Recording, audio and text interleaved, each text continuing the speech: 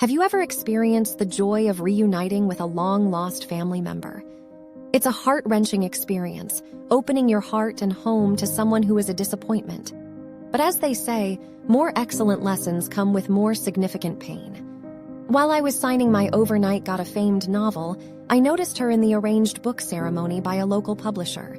She was constantly looking at me. I got suspicious and uncomfortable at the same time.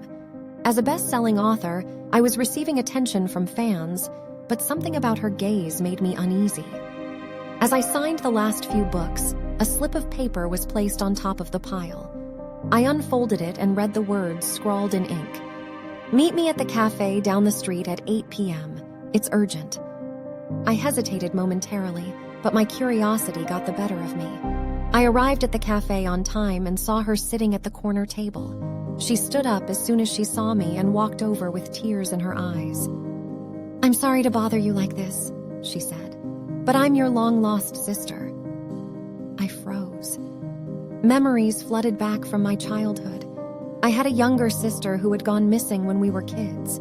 My parents had never been able to find her, and they had passed away years ago, leaving me with no way to verify her claim. She told me everything that only a family member could know.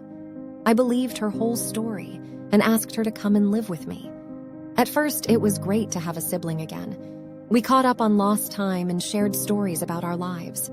I introduced her to my friends and she quickly joined our group. However, things started to change. To me, she began appearing different from what she had briefed. She used my money in her investment, and I gave it out of love as a sister. But inside, I felt that something was wrong. I started stalking her and keeping a close eye on her. One day, while I was going through our childhood pictures on my laptop, I saw her as a child. I noticed something. There was something on her ankle. When I observed it clearly, I learned that it was a birthmark. I confirmed it through a couple of pictures. Now I had something to confirm whether she was my sister or not. That birthmark. One day while she was sleeping, I confirmed it, and it wasn't there. I reported it to the police, and they found out that she was a con artist who was after my new wealth. It shattered my heart. I learned how someone could play with your emotions to loot you. I had lost a lot of money, but this experience would serve me in my next book. I wanted to appreciate even losses as a gain. And in my case, that event was again for my following writing and lifelong experience.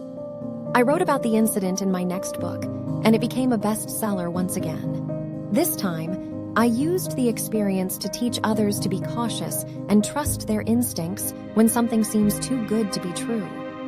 I also used the money from the book to start a charity that helps people who have been victims of similar scams.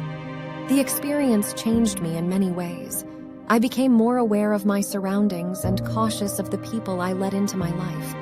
But I also learned that even in the darkest moments, something positive can always come out of it.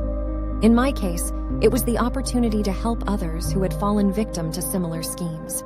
Reflecting on the experience, I'm grateful for the lessons I learned and the chance to make a difference in the world.